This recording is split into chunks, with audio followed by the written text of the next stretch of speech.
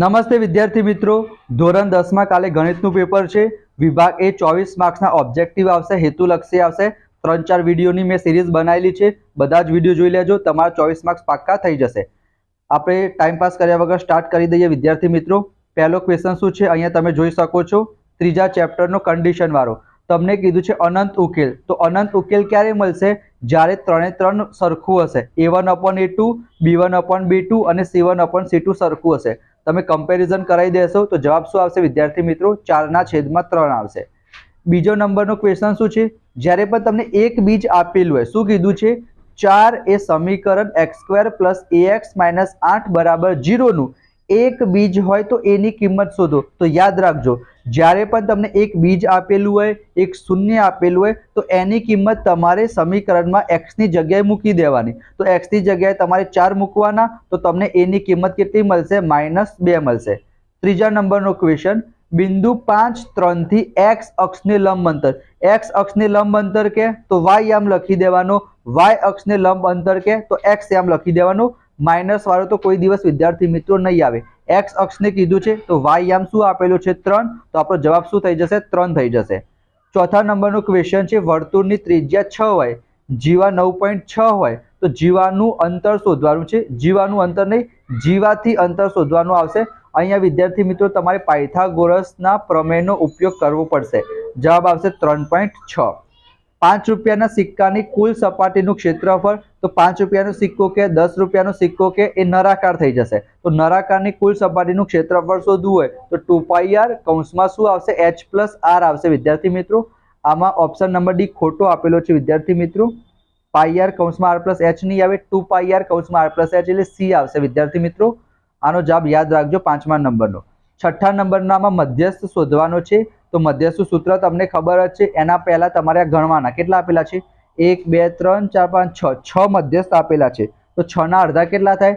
ત્રીજા નંબરનું અને ચોથા નંબરનું. તો ત્રીજા નંબરનું 7 આવી ગયું, ચોથા નંબરનું 12 આવી ગયું. તો બંનેનો સરવાળો અને ભાગ્યા 2 કરી દેવાના. પણ સૌથી પહેલા ચડતા ક્રમમાં આ લોકોને ગોઠવવા પડશે વિદ્યાર્થી મિત્રો. બરાબર, ચલો. 7મા નંબરનો, નાનામાં નાની અવિભાજ્ય સંખ્યા, નાનામાં નાની વિભાજ્ય સંખ્યા. તો નાનામાં નાની અવિભાજ્ય સંખ્યા કઈ થશે? 2 થશે. અને નાનામાં નાની વિભાજ્ય સંખ્યા 4 થશે. તો 2 અને 4 નો ગુસા કેટલો થશે? 2 જ થશે. 3x + 5 નો આલેખ. તો અહીંયા વિદ્યાર્થી મિત્રો સુરેખ સમીકરણ હોય તો આલેખ શું આવશે વિદ્યાર્થી મિત્રો? રેખા આવશે. અને દ્વિઘાત સમીકરણ હશે તો પરવલય આવશે. એમાં x² નો સહગુણક જોવાનો. બરાબર, પ્લસ હોય તો ઉપરની તરફ ખુલતો પરવલયાકાર, માઇનસ હોય તો નીચેની તરફ ખુલતો પરવલયાકાર. 2 સમતોલ પાસા હશે તો 36 પરિણામો આવશે. 1 સમતોલ પાસા હોય તો 6 આવે. ખાલી જગ્યા અસમય સંખ્યા, તો 0 અસમય સંખ્યા કહેવાય, પાઈ અસમય સંખ્યા કહેવાય. 4/0 છેદમાં 0 ના હોવું જોઈએ, તો શું વધ્યું? 0/4 વધ્યું. 11મું તો સિમ્પલ છે, x બાર આપેલું છે, સિગ્મા fi આપેલું છે, સિગ્મા fi xi શોધવાનું. તો બંનેનો ગુણાકાર કરી દેવાનો. તો જવાબ શું આવશે? 645 આવશે. બહુ ઇઝી છે.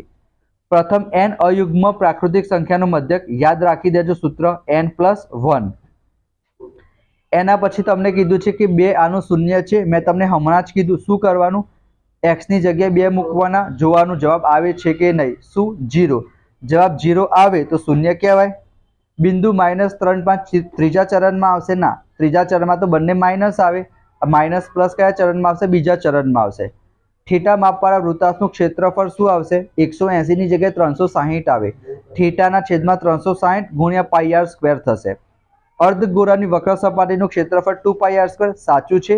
કુલ સપાટીનું કે તો 3πr² આવશે. 2 અંત્યબિંદુ તેની અનુરૂપ જીવામાં સંપાતી હોય એને આપણે સ્પર્શક કહીશું વિદ્યાર્થી મિત્રો. બરાબર, ચલો. એના પછી 28 સેન્ટીમીટર ત્રિજ્યાવાળા ચતુર્થ ભાગની ચાપની લંબાઈ પાઈમાં શોધો. તો સૂત્ર શું છે?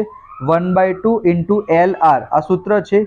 ત્રિજ્યા 28 આપેલી છે તો તમે કન્વર્ટ કરી દેશો, તમને આન્સર મળી જશે. 1/2 × LR. આ સૂત્ર યાદ રાખવાનું છે.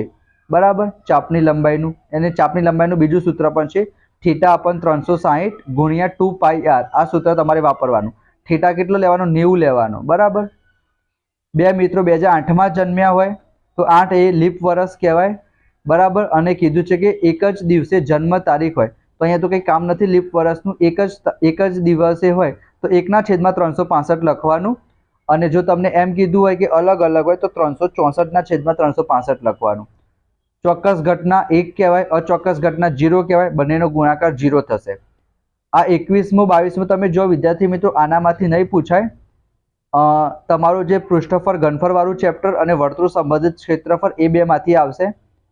તો અહીંયા તમે નોર્મલ તમે જોઈ લેજો. 21મો ને 22મો તમારી પરીક્ષામાં પૂછાઈ જાય 2 માર્ક્સમાં. ત્રીજું પદ શોધવાનું કે તો n ની જગ્યાએ 3 મૂકી દેવાનું. તો 8 તરી 24 માંથી 6 જશે તો કેટલા આવશે? n ની જગ્યાએ 3 મૂકીએ તો 8 તરી કેટલા થશે? 24. અને 24 માંથી 6 થશે તો 18 આવશે. અને 30મું પદ શોધવું હોય તો n બરાબર 30. એ 30 એ n નું સૂત્ર મૂકી દેવાનું. tan 45 ની કિંમત 1 થશે અને tan 60 ની કિંમત કેટલી થશે? વર્ગમૂળમાં 3 થશે. બરાબર, એકાદ માર્ક્સમાં પૂછાઈ જાય. તો વિડીયો પસંદ આવ્યો હોય લાઈક જરૂર કરી દેજો, ચેનલને સબસ્ક્રાઇબ કરજો, નોટિફિકેશન ઓન કરી દેજો. લાઈવ લેક્ચર આપણે લઈશું આજે રાત્રે, તો જોડાઈ જજો વિદ્યાર્થી મિત્રો. Thank you so much, thank you so much, thank you so much.